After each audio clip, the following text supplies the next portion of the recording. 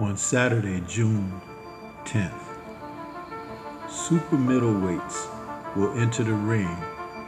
Jaime Munguia versus Sergey Derevyanchenko for a scheduled 12-round fight. Let's talk about this fight, these two fighters, and what may be at stake for both men.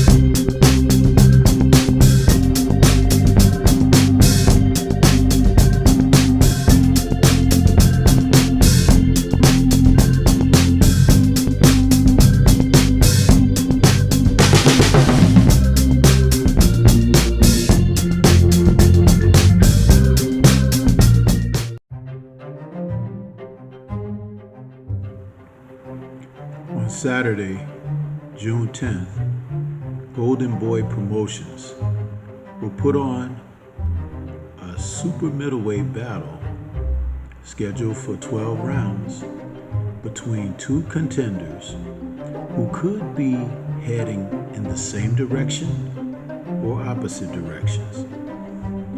Sergey Derevyanchenko, veteran middleweight challenger, will be taking on Jaime Munguia, young contending middleweight.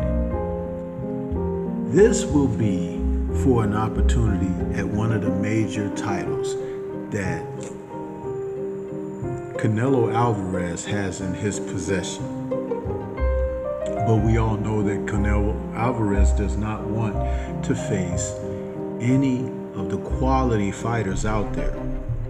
So it remains to be seen exactly which title may be on the line if these guys are victorious heading forward. But one thing you can say is that both men have shown in the past a little bit of something, and then at other times have fallen a little bit short of expectation.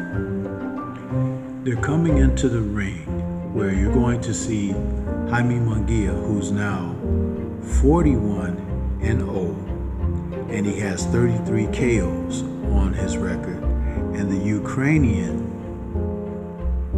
Sergey Derevyanchenko is now 14-4 with 10 KOs.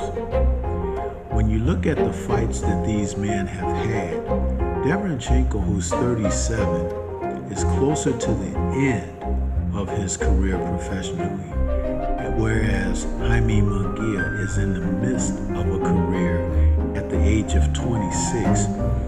His record seems extremely padded. All you need to do is take a look at the last 6 fights of these fighters, and you can see exactly what has happened. Now, Sergey has lost 4 out of his last 6, but they have been against the best that the division can offer. When you look at Munguia, he has fought guys and has had success, but the most veteran name on that record was a November 2021 victory over Gabe Rosado, who just retired recently. Munguia, who had started out as a junior middleweight, was always looked at as a little bit bigger and stronger than his opponents. It was almost like he rehydrates up to a larger weight and has shared that advantage during his matches, where he is 6 foot tall. And he also has a demographic representation that the sport wants to uphold. That can't be denied. And so therefore, when you look at someone like Munguia, the Mexican representation is strong, and there is a tremendous market value for fighters out of Mexico.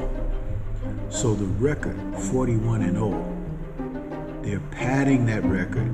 It's not like he's beating the best of guys, but he's fighting frequently, and the numbers, they get fascinated by that undefeated record and the number going higher and higher. But in the case of Derevyanchenko, those fighters that he fought in his last 6 fights, as I said, were prominent names in the sport.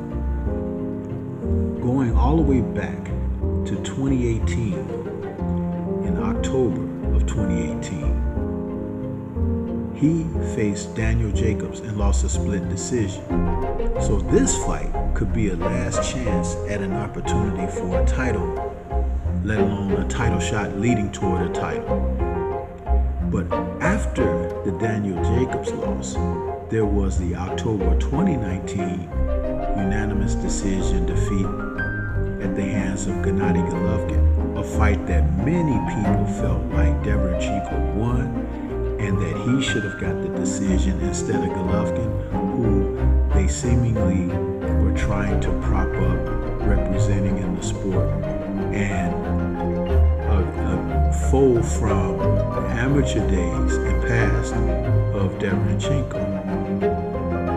Then there was the September 2020 unanimous decision loss to Jamal Charlo, followed that up by a December 2021 majority decision loss to Carlos Adames. The thing about Sergey, he brings the type of effort every time that a fighter has to work for victory. Munguia has had size advantages over most people. He does have a height advantage over Derevyanchenko, who's only 5'9", with a 67.5-inch reach. But Munguia lacks footwork, and his defense is very porous. Now that's where Sergey could have some advantages because of his extensive amateur background and the type of fighters that he has fought throughout his career. He should be able to lull Munguia into the type of fight that can make Munguia very uncomfortable. But will he be able to sustain that? Munguia will try to work at a faster pace, of course, and he will try to execute lateral movement, but we know not about his strength when he goes in against Sergey. Sergey is solid. He's been near or around this weight for a number of years. Munguia was rehydrating up for this weight, but now he has to face a real solid fighter at that weight. Now, if Munguia is actually coming in bigger, then maybe he's not truly a super middleweight. Maybe Munguia might be a light heavyweight. That's the other thing that we have to look at. When Derevyanchenko took on Gennady Golovkin, he seemed to match Golovkin's abilities with better boxing ability. He was able to score clean, effective shots against Golovkin. Golovkin, when this fight was finished, looked the worse for wear. And even though they battled nip and tuck here and there, Golovkin was able to cut Sergey, and his age and the number of fights that he's had in his career, both combined with amateur extensively and what's happening in the pros, his age will be a factor here. You can't get around that. Father Time, again, is undefeated. But I expect Derevyanchenko to put on a very good, solid effort here. I would be interested in knowing what Munguia will rehydrate up to after this weigh-in for this fight. It's a telltale sign. Intangibles, people. You have to think about that.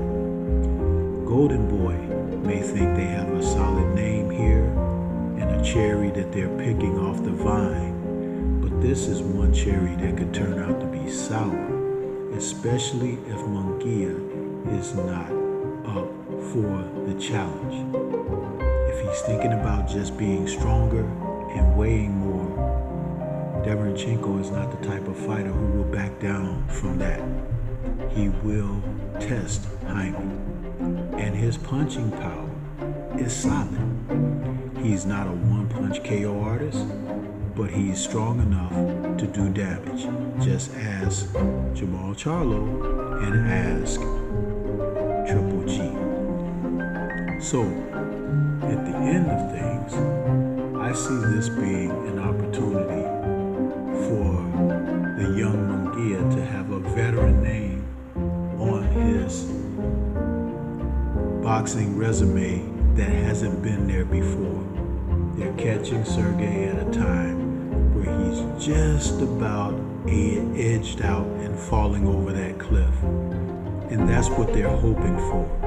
But as Larry Merchant used to say on HBO, sometimes an old fighter can put it together. And Custy Amato believed that as well, and have one last great performance.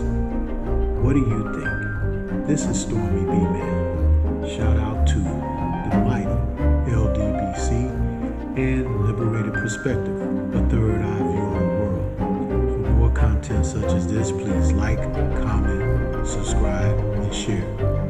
Let me know what you think. Are Jaime Munguia's chances on conquering Derevyanchenko, getting that name on his resume, and moving forward toward an opportunity at a world title shot? I don't think that Canelo will give it to him, but we'll see.